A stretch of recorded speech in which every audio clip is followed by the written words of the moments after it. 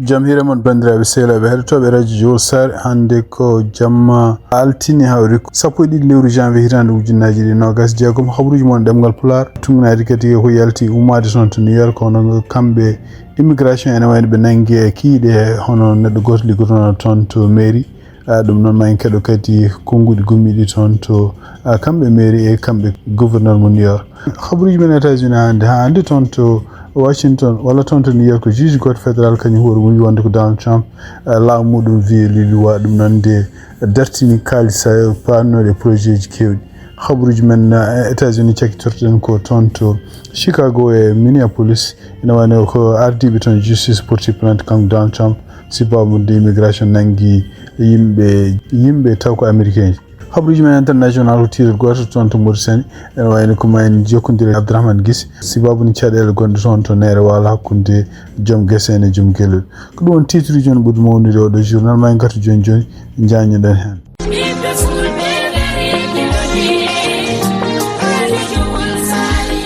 Radio Jowol Sare International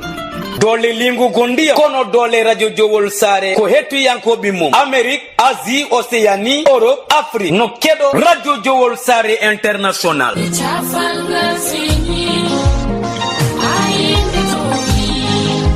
Wonande jogiɓe publicité jokkodir eya radio Jowol International caggal indicatif Mauritanie waɗa 46 53 84 09 walla mbaɗa 44 18 77 18 walla mbaɗa indicatif dowlaji dendude Amérique plus 1 513 668 03 94 bandiraɓe musidɓe tedduɓe heeɗi min Abou Diobo El Hadji Ngori momi hetto radio Jowol International.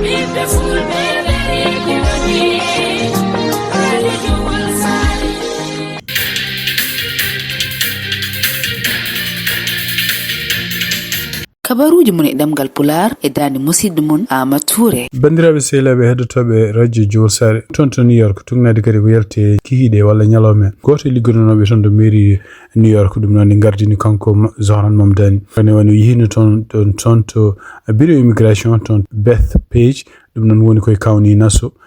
donc toon woni koye Long Island ko ɗum noon koye o yehi toon ko kikiɗe altini hande ɗum noon tugnade hande ko yaltini caggal nde yetti toon nde ne wayno ko o fotti toon yimɓe immigration noon nanguimo kanko nangaɗo noon wiyete ko Raphaël Andrés Rubio Borges kanko kadi liggotono ko informatique o liggima toon to mairie New York ene ɓuuri hitande tugnade hande koɓe kaali ɓe mbi wonde kanko oɗo en nangaɗo no immigration haalir wi wonde en wayno o heɓno ko visa B2 on fotno yalto leydi guila hitande ujunnaji ɗi 17 kono no yaltani kono tugnade hande hano kanko joguiɗo konngol toon to mairie no New York kono biyeteɗo Julie menen ɗum noon ko nde huccite télévision hande kihiɗe hande à 6h45 jom wonde kadi sarɗiyanke démocrate biyeteɗo Dan Goldman e yimɓe hohoɓe hewɓe wi wonde koɗo sa joni laamu ngu ko waɗata ko ɗum ko hunde ɓurtude par ce que watti yillade ha kono ko fotani memde kolko famata tan e oɗo sa joni holko mbaɗi ko laamu makko kanko Donald Trump en continue hande hollude ñaare mum surtout yenn programme wonno pour déportude kala walla nangude kala mon gonɗo ko mbiyata criminel natɓe ɗo e leydi hen kadi kañumen koyemen ene continue wonde ɗo e leydi tawno natiri ko heeɓi lawol donc ene wayno ne jeeya ɓeɗon ɓe limtata ko yimɓe jeeyaɓe fedde mbiyata ganguji wiyeteɓe trenda aruga gang ɗum ɓeɗo kadi ko ganguji jeeyata toon to Venezuela ko way wonde fof ene woni ko kanko administration mo Donald Trump ɗeɗo gueɗe ɗeɓe continue hollude ñaare mum nde addaniɓe o addi oɗo sa joni lawru kadi toon to Minneapolis caggal neɗɗo goto liggotoɗo immigration biyeteɗo Jonathan Ross de felli hono debbo goto jaarowo duuɓi 57 biyeteɗo Rene Gold ɗum noon ko toon to Minneapolis ɗum noon wonno ko yontere ɓennude ɗum noon e wiide mabɓe kadi kamɓe laamu ngu hande ɓe continue wiide wonde ko kanko Jonathan Ross agent immigration o ene wayno wonno ko dandude hoore makko debbo pellaɗo kañum hoore mum wi wonno koye dasdemo oto walla wonno yinno ko ferademo ɗum ɗo fof kadi tugnade hande toon ko ummi toon e vidéo ji toon to Minneapolis e tugnade kadi e galleji janiyankoji kewɗi mbi ɗum ɗo fof ko hunde semtinade oɗo sa joni donc siftin ɗon tan toon to Minneapolis o no kamɓe FBI eɓe continue hande blogde enquête oɓe ɗo jeeyaɓe toon to leydi Minnesota hewɓe liggodade ni kañum koyemen FBI ko noon e wayno kañum koyemen koko bloqué pour heɓde kala ko fati enquête mo kamɓe FBI mbaɗoto ɗum noon ko way wonde fof toon to New York hono kanko Zohran Mamdani e nder ko winde page makko X o haali wi wonde ko wonde mettere mawde caggal nde wonani ni goto e yimɓe jeeyaɓe liggotoɓe toon to mairie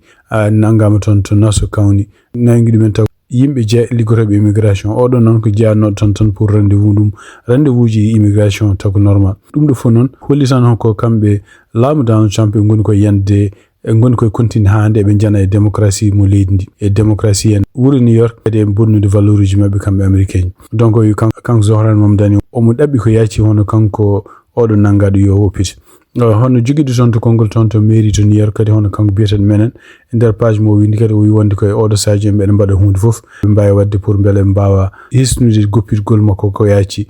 kanko oɗo nangaɗo kadi liggotoɗo toon to mairie to New York gouverneur mo New York kañum hoɗum hono kanko kati hokol e nder kanko ko wi o wi wonde ko ɗum ɗo woni exactement holko kewata so tawi neɗɗo hutiri immigration watti ɗum kaɓorgal ɗum noon firti wonde ko kanko Donald Trump mon hutoro immigration e département justice ko wawi wonde fof ene wayno oɗo sadio ni omona nanga toon tugnade kadi ko yalti timmotoɓe nangunomo to ɓe nayimo toon to tirde mabɓe wonde toon to Manhattan kanko Tricia McLaughlin e nder ko haalde news ko wi wonde ko ñande 12 janvier hitande ujunnaji ɗiɗi e nogas jeegom noon kamɓe ICE ɓe nangi toon to New York wiyete Rafael Andres Rubio criminal ko kadi ko neɗɗo mo ala kayitaji gonɗo e leydi kadi ko jeeyata toon to Venezuela e kadi ko liggotono toon to mairie toon to New York e wiide makko kadi wi wonde ko oɗon kadi histoire muɗum criminal holli wonde kañum hoɗum meeɗi nangede sibabunde ɗum wonmo hamno o wiide makko kadi Tricia kadi o wi wonde ko nangaɗo mo ala autorisation pour liggade ɗo e leydi donc o wi wonde ko Rubio kanko nangaɗo naati ɗo e États-Unis koye visa biyeteɗo B2 visa touriste naati ɗo hen ko hitande ujunnaji ɗiɗi sappo e jeeɗiɗi on fonno yaltude leydi ñande nogas ɗiɗi octobre hitande ujunnaji ɗiɗi sappo e jeeɗiɗi wiide makko hande kanko Tricia McLaughlin on kanko nangaɗo o ala fof droit heddade ɗo e leydi he continue kadi wiide wonde ko en jimandi hono ministre Christine Noem kala neɗɗo criminel mo natirani no foti natirede yamiraka yo wonɗo e leydi he ɗum noon wi so naati e États-Unis taw no natiri ni yande koko yaɓi lawol ari kadi ken ene yaɓa kuule Amérique ene wayno ko kamɓe maɓe nangu ɗum maɓe nawa ɗum to tribunal hande nder ñawore wonde toon hande kadi to New York ko juge goto fédéral kañum horum ɗum noon ko notade kalmisali walla gullitaji ɗi ganduɗa kamɓe New York ɓe mbanno sibabu kanko Donald Trump won projet ji kewɗi ɗi ganduɗa partenaire e énergie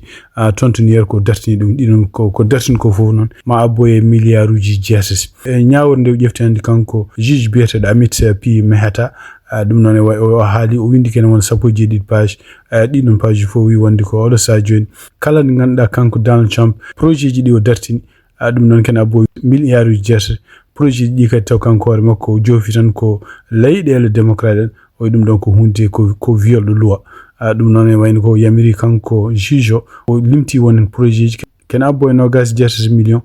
pour wiide wonde ɗiɗon projet ji kalis mum yo artide ko yacci donc siftin ɗon tan e wayno ko kanko kamɓe toon to New York ɓe mbawino wiide wonde ko porti plainte sibabu Donald Trump haɗiɓe projet ji kewɗi kalis muɗum ummade toon to gouvernement fédéral ko wawi wonde fof ɗum ɗo kadi ko victoire wonande kamɓe New York naɓe e ñalawma hande kabaruji men to États-Unis tugnade ke yaltuno gila hanki hono kamɓe département justice ene wayno ɓe puɗɗima wiide wonde oɗo sajini koɓe enquêtoɓe fédéral reserve sifti noon tan addi toon ko hono kanko Jérôme khabaruji men hande toon to khabaruji men hande États-Unis tugnade kadi ko yalti toon to Newsweek hande hono kanko Donald Trump ene wayno ko département makko justice ko porti plainte hono kamɓe ardiɓe Federal Reserve ɗum noon ko kanko surtout kanko Jérôme Powell wawini huccide télévision huccide kadi yimɓe heɓ o wi wonde ko sibabunde kanko hoore makko o noddanoma toon to congrès ɗum noon ko mois de juin o haali kadi gueɗe ɗe ganduɗa patuɗe en holko woni sababu kamɓe toon to Federal Reserve holno ɓe ɓeydide intérêt ji leydi ndi walla no ɓe gustirta ɗum ɗum ɗon kadi wayno ko hunde nde fawata ko e ardiɓe leydi ndi holko jiiɗi fawata ko kamɓe koye maɓe holno ɓe jiiri wonde ko ngaalu leydi no yaata kono wi wonde ko sibabude Donald Trump weltaki ɓeydata intérêt ji ni pour muɗum wonde ɗum ɗon ko en wawi bonnude laamu muɗum ene wayno ko Donald Trump ene continue ko laami ko fof surtout ɗiɗo lebbi jeegom cakkitti pusdemo waddema ko pression beelom oppa liggey makko ɗum noon sibabu ndo salade mo puti en wayno ko kamɓe département justice en wayno ɓe mbi wonde oɗo sadio ɓe goni koye enquête huɓere bureau ji mabɓe to goni to en ɗum noon kuɓere fuɗɗunode guila e laamuji kewɗi tugnade hande kanko Jérôme Powell ko alata laamuji kewɗi gaari no mbino wonde ko alay saago huɓere nde hesɗitingol huɓere ngol noon oɗo sadio ɓe mbi wonde ko oɗo kalis fof ko il faut ɓe gankita ɗum noon e tugnade ko wino kanko Jérôme Powell o jaɓani pression mo Donald Trump waɗatamo so tawi fedde ne ɓeyda intérêt ji walla nusu ɗum waɗata ko tugnade kañum koye mum no famiri ngallu leydi duniyaari ko wawi wonde fof ene wayno ko oɗo saha hannde ene wayno ko goto e yimɓe kadi mennoɗo ardade toon to fed hono kanko Janet Yellen o meeɗi kanko hoore makko kadi e wonde e laamu Joe Biden o haali o wi wonde ko ene wayno ko enquête mo kamɓe département justice mbaɗata fatude e Jerome Powell o wi ɗum ɗo ko gueɗe politique ɗum noon e wayno ko o haali kadi o wi wonde ko kala ko woni ko fate fedde fota nawede politique foti woppede fed wona ko kañum hoore mum wona indépendant donc yiya toon hannde toon sen républicain puɗɗima kañumen koyemen yantude démocrate surtout wiide wonde ko oɗo sa joni kañumen koyemen ma enquête département justice holko woni sababu kañum hoore mum ne enquête hono fed ɗum ɗo fof noon ko hunde nde ganduɗa kadi ɓeydima kadi wadde uure e kanko Donald Trump ɓeɗon kadi sénateur uji républicain yantoɓe démocrate ko ɓeɗon kadi woni men kañumen jantuno e démocrate en pour ñande aljumande pour wadde kuulal wiide wonde kene gusta doole makko surtout doole kanko Donald Trump pour artidemo lawol wonde ko wawa déclarde guerre congrès foti wawde déclarde guerre ko wawi wonde fof kanko Donald Trump o namdanomo ɗum e ñalawma hannde wonde est ce que mo andi enquête baɗeteɗo fatude e Jerome Powell o yottinani ɗum ha hannde ko fati immigration ene wayno ko ardiɓe justice e état ji ɗiɗi toon to Illinois e toon to Minnesota ene wayno ɓe mbawi rendinde doole mabɓe mbi pour portude plainte hono administration Donald Trump surtout service mum toppiti fati immigration wona tan pour ko rewe yimɓe ɓe ngala kayita nanggo ko erreur aji ɗi mbaɗi oɗo sa joni nanggude yimɓe taw ko citoyen ji nanggude ɗumen e ɗum ɗon kadi ko hunde nde ganduɗa ko viol de loi ko wawi wonde fof en wayno ko kanko gardi toon justice toon to Chicago hono kanko biyeteɗo Kwame Raoul altine hannde o haali o wi wonde ko kanko e wuro Chicago eno donc ɓe porti plainte oɗo sa joni on administration Donald Trump e ɗum ɗon kadi ne wayno ɗiɗon konngudi kadi keɗama toon to Minneapolis hono ardiɓe toon to justice kañum koyemen mbi wonde ko oɗo sa joni ne wayno ko ene mbaɗa la même chose ko siftinde on tan ko bargol oɗo suka debbo biyeteɗo Rene Gold ɗum noon ko yontere ɓennuɗo nde ha hande ne continue wadde caɗele toon to Minneapolis e seppoji no ɓeydi heew toon e kadi ko teskira ene wayno ko won yimɓe ɓe ganduɗa guddinno ɗaɓɓande ɗum noon guddir ɗum koye page ko hunde wiyetede GoFundMe e oɗon GoFundMe ɓe dañin hen ken wona $970,000 ɗum noon ko yimɓe sipportuɓe kanko takkaɗo ko kanko felli o kono ne wayno oɗo sa ko yalti e kiiɗe hono kamɓe jeeɓe oɗo website hono GoFundMe ɗimo dartini ɗum pour wiide wonde ko ɓeɗo araɓe ne supportamo kanko Jonathan Ross ene wawi addandeɓe kamɓe jeeɓe website o ni caɗele ko wawi wonde fof ene wayno ko to oto banggue kadi ene wayno ko yimɓe hewɓe acteur uji kewɗi e yimɓe hewɓe jogui kalis gari oɗo sa joni mbi wonde ko ma jobba kala ko fate ganesi makko kanko Rene Gold e kadi woni hen mbi garantesini mbi wonde ko sukaɓe makko ma dokku kalis kewɗo kene wawa wallude ɓeɗo sukaɓe renede e wawde kadi wallude ɗumen ha jangga ha mawna ɗum ɗo fof nene wayno oɗo sa joni toon to Minneapolis eɓe continue kanko surtout mairie toon to Minneapolis wiide wonde ko oɗo sa joni kala ko FBI adde mabɓe comme enquête ɓe ganda holno ɓe jaɓirta ɗum saabu FBI jaɓani jokkodirde e kamɓe enquêteur uji mabɓe wonɓe toon to Minnesota donc ko FBI wawi enquête fof ɗum ko wona enquête wiyete habaruji men États-Unis cakkitorɗen ko toon to Washington ene ɗamina hawnaki janggo talata walla ɓawa janggo alarba hawnaki kamɓe Cour suprême maɓe gaddu ñawore maɓɓe ko fate en tarif ɗum noon ko frais de douane mo kanko Donald Trump o impose ɗum e américain ji walla yimɓe leyɗele goɗɗe gonɓe aduna hen foof ɗum noon wayno so tawi e wiide makko kanko Donald Trump o wi so tawi tan kamɓe Cour suprême ɓe jaɓani gonɗinde wonde ko wi ko en pour tarif yaara yeeso ɗum noon e wayno ko kamɓe États-Unis jogorani wawde yobde oɗo kalis foof ɗiɗo million ngaji ɗiɓe puɗɗi déjà hebde ɗiɗo haalduji fof kadi ne wayno ko kanko hoore makko huydade haalde ɗum tan hadde Cour suprême ƴeftude décision mum ɗum noon ne tugnade hande konngudi gummi toon to Cour suprême mbi wonde ko ɗiɗo haalluji ɗi o haalata ɗi fof ceerani haalluji yimɓe hewɓe taw ko yimɓe joom kalis en walla ko yimɓe avocat ji mawɗi kalata surtout yen so tawi ñawore ko wayno client mum walla kawuji ɗi joguino ene jogori haalede e wiide oɗon kadi kala nde ɓe naati on to suudu ñawore ɗo ɓe jooɗoto ɓe kalda ene wayno ko kala ko woni ko haalte boowal ko ene wayno ko ɗum woni way kono ɓe meeɗan nande ɗum ni ko wawi wonde fof en ɗamina ɗo e balɗe garoji walla ɗo e heure garoji kamɓe Cour suprême maɓe ƴefti décision ko fate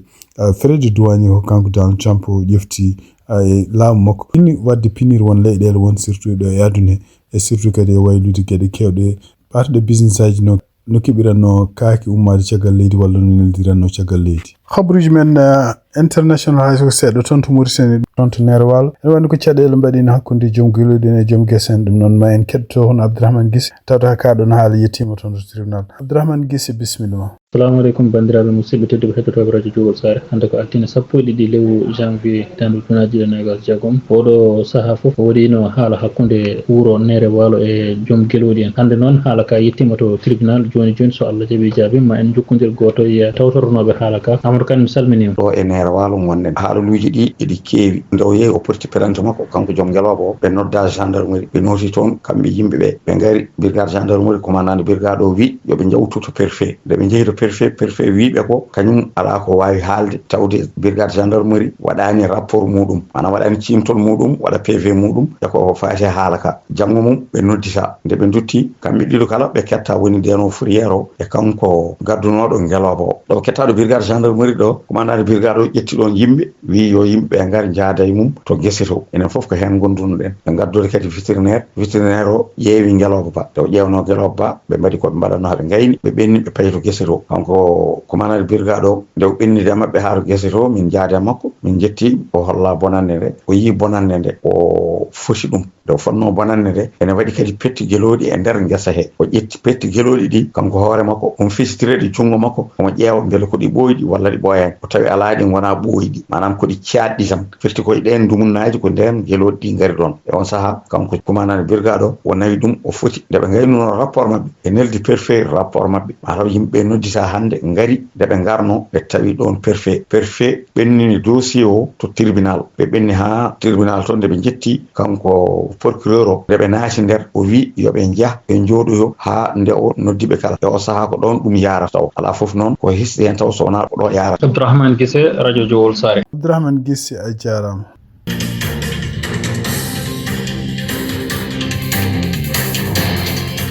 bandiraɓe sehlaɓe heɗotoɓe radio Sare habaruji min jogon noon hande ɗemgal Pulaar e oɗo jamma altine 12 lewru janvier hitande ujunaji ɗiɗi nogas jeegom gasi halaɓe en ballodiri hande journal hono Abdourahmane Guissé o ko musidɗo mon Amadou Touré haltata moon en ballodiri kadi Abdourahmane Guissé joɗiniɗen toon to Nouakchott yen mbaali jaam ha janggo kadi so Allah jaaɓi on jarama.